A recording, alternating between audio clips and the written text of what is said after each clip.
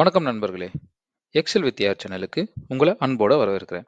இன்னைக்கு நம்ம எக்ஸல்ல லோவர் அப்படின்ற செயல்பாட்டை பற்றி தான் கற்றுக்கொள்ள போகிறோம். அதில் லோவர் என்ற ஒரு ஃபங்க்ஷன் வந்து ரொம்ப ஈஸியான ஃபங்க்ஷன்.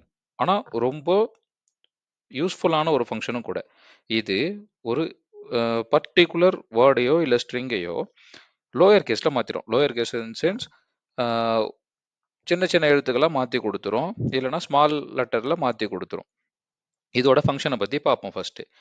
ஃபர்ஸ்ட் இதோட ஃபங்க்ஷன் ஈக்குவல் டு லோவர் அப்படின்னு போட்டுட்டு டெக்ஸ்ட், அந்த டெக்ஸ்ட் வந்து நீங்கள் மாற்ற விரும்பும் ஒரு செல், அதாவது A1 A2 அதுக்குள்ள எதனா ஒரு வேர்ட் இருக்கும்ல அது. அப்படி இல்லைன்னா நமக்கு என்ன தேவையோ அதை கொட்டேஷன் போட்டு நம்ம அதை அதுக்குள்ள அதை ஸ்ட்ரிங்ஸை வர வச்சிடலாம். ஃபார் எக்ஸாம்பிள் இப்போ இங்கே பார்த்தீங்கன்னா இப்படி போட்டு இதில் எக்ஸல் அப்படின்னு போட்டுருன்னா, ஸோ இந்த மாதிரி ஸ்ட்ரிங்காகவும் யூஸ் பண்ணிக்கலாம். ஸோ இதுதான் இந்த சின்டெக்ஸ் கொடுக்க போகிற நம்ம ஒரு இன்புட். உதாரணமாக நான் இப்போ ஒரு எக்ஸாம்பிள் எடுத்து வச்சிருக்கேன். எதை நான் கன்வெர்ட் பண்ண எந்த டெக்ஸ்டெல்லாம் நான் கன்வெர்ட் பண்ண போகிறேன்னா அதெல்லாம் லோவர் ஃபங்க்ஷன் வச்சு யூஸ் பண்ணலாம். இப்போது நான் ஒரு ஃபங்க்ஷன்ஸ் எடுத்து வச்சிருக்கேன். நான் ஒரு டெக்ஸ்ட் எடுத்து வச்சிருக்கேன். என்னன்னா ஹலோ வேர்ல்டுன்னு எல்லாம் கேபிட்டலில் இருக்கா, இன்னொன்று ஃபர்ஸ்ட் லெட்டர் கேபிட்டலில் இருக்கா, நெக்ஸ்ட் நம்பரில் இருக்கா, நெக்ஸ்ட் குட் மார்னிங்னு ஃபுல்லாக கேபிட்டலில் இருக்கா, நெக்ஸ்ட் எக்ஸ்ட்ரான்றது கேபிட்டலில் இருக்கு. இப்போது இதை நான் ஈஸியாக சேஞ்ச் பண்ண போகிறேன். என்னன்னா லோவர் அப்படின்ற ஃபங்க்ஷனை போட்டுட்ட பிறகு டெக்ஸ்ட்டை செலக்ட் பண்ணி க்ளோஸ் பண்ணிட்டேன்னா எல்லாமே எனக்கு ஸ்மாலில் கொடுத்துச்சு. பார்த்தீங்களா, டின்றது கேபிட்டலில் இருந்தது, குட் மார்னிங்ன்றது கேபிட்டலில் இருந்தது, எக்ஸ்ட்ராவும் கேபிட்டலில் இருந்தது, ஹலோ வேர்ல்டும் கேபிட்டலில் இருந்தது. ஸோ இந்த மாதிரி இந்த ஃபங்க்ஷனை வச்சு இந்த ஃபார்முலாவை யூஸ் பண்ணி நம்ம எல்லா லெட்டர்ஸையும் ஸ்மால் லெட்டரில் மாற்றிடலாம்.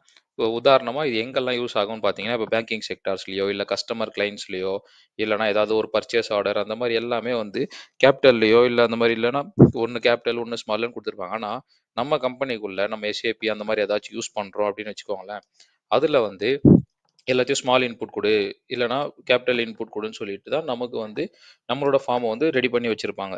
ஸோ அந்த மாதிரி டைம்லலாம் இந்த ஃபங்க்ஷன் யூஸ் பண்ணி ஒன் கிளிக்கில் லார்ஜ் நம்பர் ஆஃப் டேட்டாவை நம்ம ரொம்ப ஈஸியாக மாற்றிடலாம்.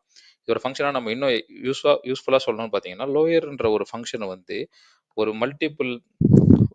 மல்டிபிள் டேபிளில் இருக்கிற டேட்டாவை வந்து ரொம்ப ஈஸியாக கம்பேர் பண்ணுறதுக்கு ஈஸியாக இருக்கும்.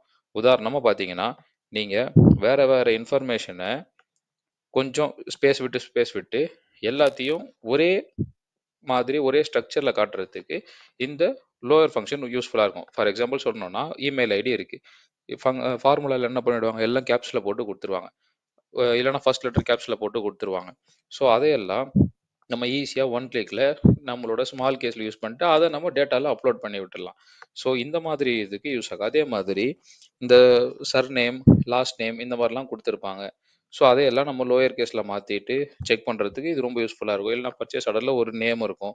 ஸோ அந்த நேம் வந்து எல்லாம் கேப்ஸில் கொடுத்துருப்பாங்க. ஆனால் நம்ம எஸ்ஏபியில் போடும்போது கொஞ்சம் நார்மலாக போடுற மாதிரி இருக்கும். இல்லைனா லோயர் கேஸ் இல்லை அப்பர் கேஸ் இந்த மாதிரி ஏதாச்சும் யூஸ் பண்ணி போடுற மாதிரி இருக்கும். ஸோ அந்த மாதிரி ஃபங்க்ஷனில் இது யூஸ் பண்ணலாம். ஸோ இன்னைக்கு நம்ம தெரிஞ்சுக்கிட்ட இந்த எக்ஸல் ஃபங்க்ஷன் வந்து ரொம்ப யூஸ்ஃபுல்லாக இருக்கும்னு நான் நம்புகிறேன். ஸோ உங்களுக்கும் இந்த ஃபங்க்ஷன்ஸ் வந்து உங்களோட ஒர்க்கிங்கில் இல்லைனா உங்களோட ஸ்கூல்லையோ காலேஜ்லேயோ இந்த ஃபங்க்ஷனை யூஸ் பண்ணி அந்த இடத்துல ரொம்ப பெரிய வேலையை ரொம்ப எளிமையாக முடிச்சிடுங்க. ஸோ இந்த வீடியோ உங்களுக்கு பிடிச்சிருந்தா லைக் பண்ணுங்கள், கமெண்ட் பண்ணுங்கள், சப்ஸ்கிரைப் பண்ணுங்கள். மறக்காமல் இதை உங்கள் ஃப்ரெண்டுங்களுக்கு ஷேர் பண்ணுங்கள். தேங்க்ஸ்.